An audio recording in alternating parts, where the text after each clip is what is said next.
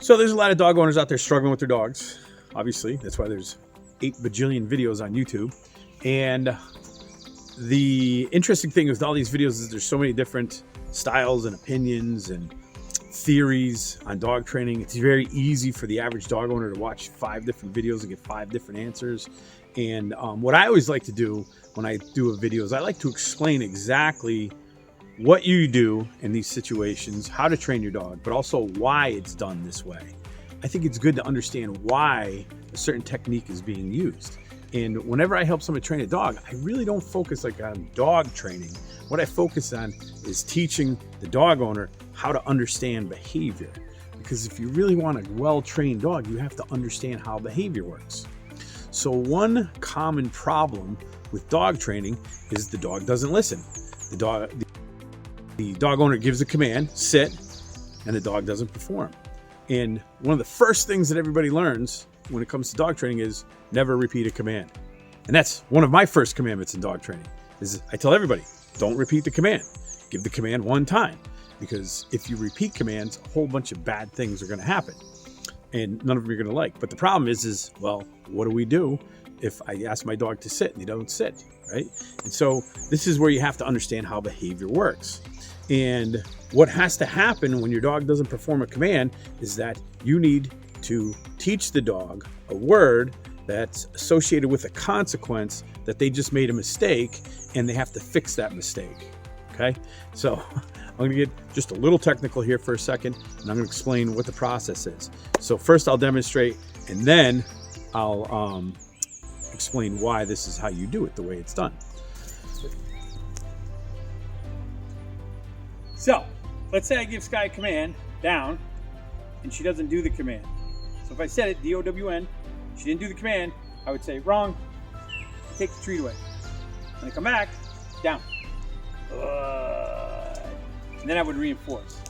So it's very simple. If I told her to SIT, sit, good, down, good, stand, good, down, sit, down, stand, down, sit, down, good girl, yes.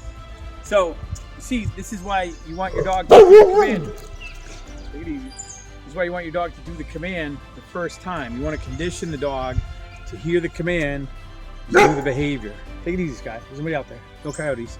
So you want to just give her the command, and if the dog doesn't do the command, and I'll explain this a little bit more, you just simply say wrong and you take the treat away.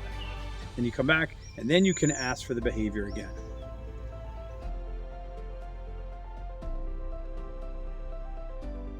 So, we all want to give our dogs a command one time. The problem is we give the command, dog doesn't perform, we don't know what to do. So what we want to start doing is we want to start teaching a word, as I said earlier, and with a consequence. And the word that I use is the word wrong. So if I tell my dog to sit and they don't sit, I tell them wrong. And then I punish the dog. And this is how I punish the dog. I tell the dog to sit, I tell the dog wrong, and then I take the treat away. Then I come back, I ask the dog to sit. If they sit, then they get the reward. Okay? So one of the words that you want to teach your dog is the word wrong. I teach 4 words. I teach good, yes, wrong, and no. These are the 4 words that I teach every dog. I keep it very simple, very basic. But today's video, I want to focus on the word wrong. And the reason I teach the word wrong is because your dog's going to make a mistake, and that's exactly what it is. And what the consequence is you're technically punishing the dog because you're taking away something that the dog wants. Now, I've had people that say, that's not really punishment. That's not, punishment's when you do something like whack the dog or give the dog a harsh correction. And punishment's a very misunderstood subject in the whole, in dog training, but also with all the experts. All the experts are even confused about punishment. If you read Psychology Today, if you read the Whole Dog Journal, if you go online, it's all anti-punishment because punishment's considered a bad word and nobody likes to talk about it. Even a lot of dog trainers that use punishment don't like to talk about punishment. But I think it's time that dog owners like yourself really start understanding how punishment works. Think of it this way. If I go into my daughter's bedroom, and this has happened, I went into my daughter's bedroom and I told her, you need to clean your room. And she said, yeah, Dad, no problem. I'm going to clean my room. I said, okay, great. I walk out of the room. I come back a half hour later. She hasn't done anything. Now, what do most of us do? We repeat the command. I told you to clean your room. Then you come back. How come you haven't cleaned your room? Clean your room. Clean your room. Right? And so what you're doing is, as you're repeating the command, you're conditioning your kid or your dog to learn that this guy's not going to really back it up. He's going to say something 4, 5, 6 times, and maybe he'll just let me off the hook and forget about it. Right? That's happens with our dogs. Sit, sit, sit. Now the heck with it. And we walk away. Right? Clean your room, clean your room, clean your room. Oh, fine, I'll just do it. Right? So this is where punishment has to come in. There has to be a consequence. And if you want to be good at dog training, you have to understand that words don't change behaviors. Consequences change behaviors. So I walk into my daughter's bedroom. I tell her to clean her room. I come back a half hour later. She hasn't cleaned the room. I tell her wrong. And now I'm going to take something away from her. Exactly. I'm going to walk over. I'm going to take her cell phone. Okay? I'm going to take her cell phone or her tablet, something like that. And I'm going to walk out of the room. Now, when I come back a half hour later, good chance that room's going to be clean. And at that point, I'm going to say, hey, good job. And get your phone back. And that's exactly what I do with dogs. Because if you think behavior is different with humans and dogs, obviously the communication's a little bit more complex on the human side, but behavior is behavior. We all respond to reinforcement and punishment. Reinforcement and punishment. That's all behavior really is. But punishment, because of B.S. Skinner, is considered a bad thing that we should never really, you should use it sparingly. No, you should use it when the dog doesn't perform. Every time. Not sparingly, because, again, if you give your child something to do, like a command, you tell them to clean the room, take out the garbage, right?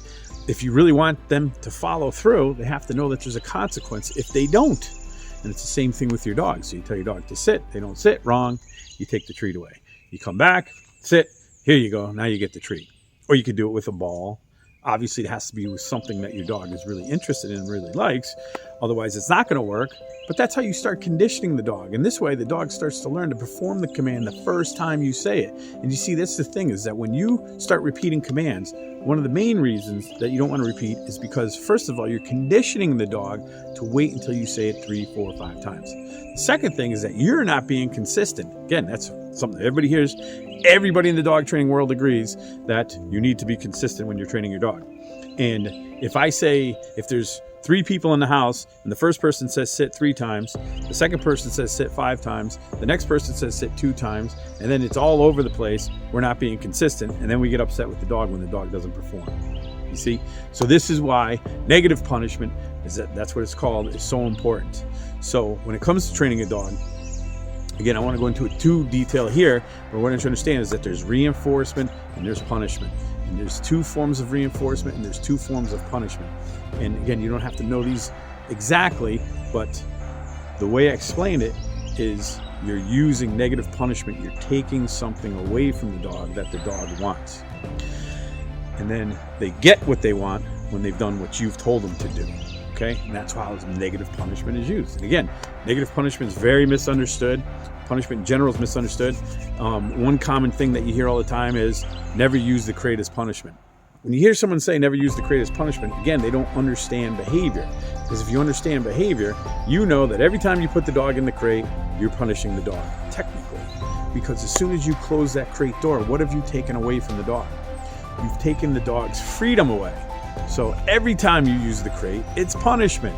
Technically, every time you put the dog on leash, you've taken the dog's freedom away. It's punishment. Now punishment's not a bad thing. And that's what everybody has to get over. And that's why I make it such a point to talk about punishment, because we have to understand punishment, just like we have to understand reinforcement. Reinforcement increases behaviors. Punishment weakens and eliminates behaviors. So you put the dog in the crate, right? Again, everybody starts thinking, oh, the dog's going to hate the crate. Not going to necessarily hate the crate. They just hate the fact that they don't have their freedom. Just like when I was sent to my room as a kid, I didn't hate my room. I just hated that I couldn't leave my room. So use the crate. Understand that that's negative punishment also. But use the crate whenever you want to. And start teaching your dog the word wrong. It's very simple. Do it right now. Grab a couple of treats. Again, your dog has to be motivated, or a ball. You can do it with a ball if your dog loves a ball, or a tug toy, whatever it is that your dog loves. Tell them a simple command, sit. If they don't perform the command, tell them wrong, and just take the treat away. And then come back and ask them again, sit. If they sit, good. Go ahead and reward your dog. Okay, try it out. It's really interesting how it works. And if you like this video, if you enjoyed this video, if you got something out of this video, make some comments below and let me know what topics you want me to cover, because we can talk more about reinforcement, we can talk about punishment, just so that you have a good understanding of how dog training works, because there is so much misinformation and opinion and theories, and everybody's all uptight about certain words and certain tools, okay? And it's not good for the dog owner, you, because who do I listen to? Thanks for watching. Have a great day.